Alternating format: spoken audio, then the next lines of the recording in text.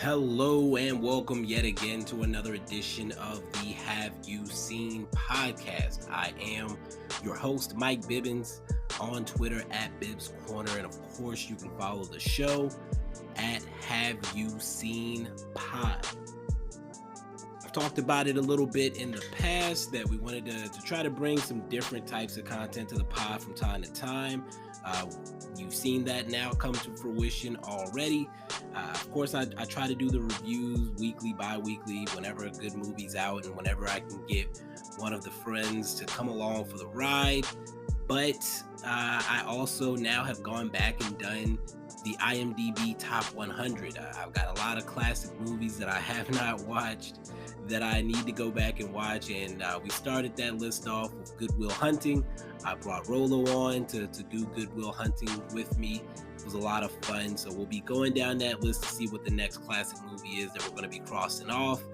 And today, you click play on this, so you should know what you're getting into. But in case you need the reminder, today we have an interview with actress Tatum Matthews, young actress on her way from what I can tell. And she has a movie coming up called The Artifice Girl at the end of the month, next week, actually. April 27th, it'll be in theaters and available via video on demand platforms. It's a AI movie where she plays an artificial intelligence character, a computer program that's being used to catch predators online. A thriller, 95% right now on Rotten Tomatoes after a couple festival runs. So I'm looking forward to it. I love suspense. I love thrillers. I like a grounded sci-fi movie. But Tatum came on to the show. We had a brief interview. I got to ask some good questions. We get into her background. She talks about the movie, the experience with the movie, and then ways we may see her in the future. So enjoy the interview. I feel like I'm rambling now. Enjoy the interview. Tatum is great. And again, I'll remind you where you can find The Artifice Girl. And once the movie is actually available, I'll probably update the show notes to make sure that you can access the links to make sure you can go out there and rent or whatever you need to do to watch it. But without further ado, I bring to you Tatum Matthews. So we're here today to talk to Tatum Matthews about her new movie, The Artifice Girl. But before we get into the movie, I want to make sure we give her a proper introduction and get to know her a little bit better. Tatum, feel free to correct me if I get anything wrong here. So first of all, you were born in Charleston, South Carolina. I actually live in Columbia, South Carolina myself, so I always like when there's nice little crossovers. But you did grow up mostly in Florida. You got your big break as a stage actress at the age of 7, and you made your screen debut at around the age of 9. Most recently, you starred in A Walton's Thanksgiving next to people like Bellamy Young, Richard Thomas, and Logan Schroyer. Long story short, you've been very busy and you already have a diverse body of work. So congratulations on the success, first of all, and welcome to the show. Thank you so much. So at 7 years old, I can tell you personally, all I knew was that I liked dinosaurs and winning flashcards. So how did you know that you wanted to be an actress already at the age of 7? I started in dance since I was really young, and I took a musical theater workshop, actually. And I think my parents and family could just tell that, I just loved it. I just loved being on the stage. And I think we did a Matilda number, and it was just really fun. It's one of my favorite musicals. But I just think that I just had a passion for it, and then I just started getting into it a little more professionally. Okay. Well, you mentioned Matilda, definitely a favorite of mine. But what is your favorite role that you've played so far, whether it be stage or screen? That's hard. I think on the stage, one of my favorites to play was Jemima Potts in Chitty Chitty Bang Bang. Okay. That was just really fun. We had a great set, and the car that we were in actually flew, which was a really cool experience for me. And to do it, it was 50 shows at a local theater here. Oh, wow. And it was just a really awesome experience, but it's a cool role. Flying car, so that had to be a little bit scary, I would imagine. Definitely at first. I was 9, so it was definitely a scary thought for me, but it ended up being really fun and just something I enjoyed to do every night. Awesome. I love that.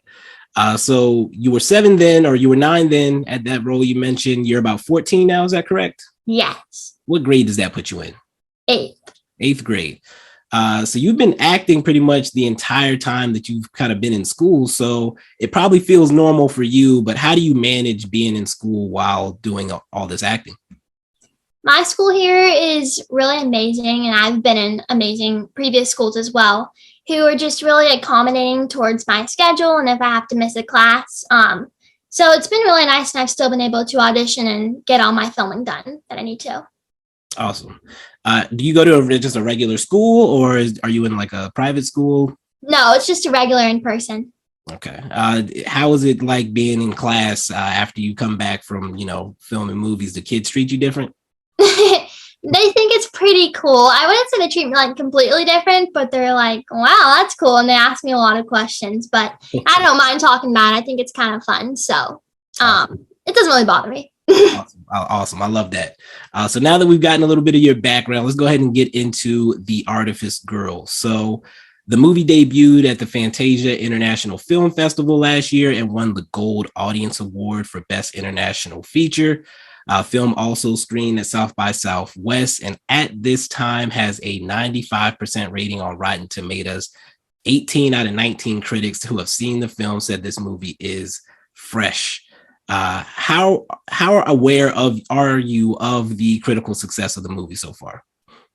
I'm definitely aware of it, and I think it's amazing that this film is just finding its audience and that it's been received so well. I think it's really cool, and to be a part of something that is doing this well is awesome. Are reviews something that you really get into, or is it something you try to avoid usually? I like to look at them sometimes, but I know that, I've got to avoid the bad ones for sure. But the good ones I love to read, and I love to see people's thoughts on the film and their takes. And I think it's really fun. I do it on the daily. It's something that I enjoy. Awesome. Well, I would say for this role in particular, critics are mentioning your performance in particular as being great. So how does that feel to see people just kind of recognize your work? It feels good. And one of the major things I like about acting is making people feel things. And it's all about people's emotions. And I think it's a really cool thing to, like I said, see people's takes on the film. Or, sometimes I'll see people like crying behind me in screenings that we have. And I'm like, oh, that's really cool. To like touch someone like that is really just a special thing. Oh, wow. I can only imagine. So in your own words, then, can you tell us what the Artifice Girl is about? So it's about a programmer who develops an AI named Cherry, and some special agents find out about her and basically just how much she can evolve over time. Okay. So, and I like that you kept it pretty short, pretty brief. I'm not a person that likes any spoilers at all. So the less you know, the better. Yes. You play Cherry, the AI in this movie. So what was the most difficult part or the most fun part about portraying this character who's technically not a human? Right. It was definitely, I've never done anything like it. And it's a very different role for me and definitely had its challenges to it. But I think it was really fun to play on just like not even playing a character like yourself is just a really cool thing. And sometimes it can be a reach at times, but I honestly think that's great. And I love just challenging myself. So there are definitely a lot of things that went into preparing for the role though. Oh, I can only imagine. The movie itself tackles some tough subject matter. So was there any hesitation by you or your family to take on this role, or once you knew what it was about? We read the script as a family, but I knew the director, Franklin Rich, our amazing director, since I was little, and we did a theater show actually called Wait Until Dark, locally here. And we ended up working on that together. And so I just had like really good trust with the rest of the cast though, not even just him, because we had all just worked on things previously with each other. Okay. So I think that I just knew that, yes, it's going to be a tough role at times, but I just really trusted and loved all of them, then I knew that it was going to work out. No, that trust is definitely important when you're, like you said, tackling a tough role like this. All right, so let's move to a couple of more fun questions here. Do you have a dream co-star or someone you haven't worked with yet that you would love to work with? That's hard. In film, I'd probably say it's definitely Reach, but I love Meryl Streep's work and just everything everything she does. I just aspire to be like her one day. She's really diverse in everything that she does and all the roles that she's able to play. And so she's definitely someone I looked up to. Also, who starred in Mamma Mia with her, Amanda Seyfried is another one of my favorites. I just admire both the work together so much, and I think they're a perfect mother-daughter pair. I think those are great goals to have. Both of them would be amazing to be in a room with, let alone share the screen. Absolutely. Is there a favorite thing you have to do when you aren't acting or preparing for a role?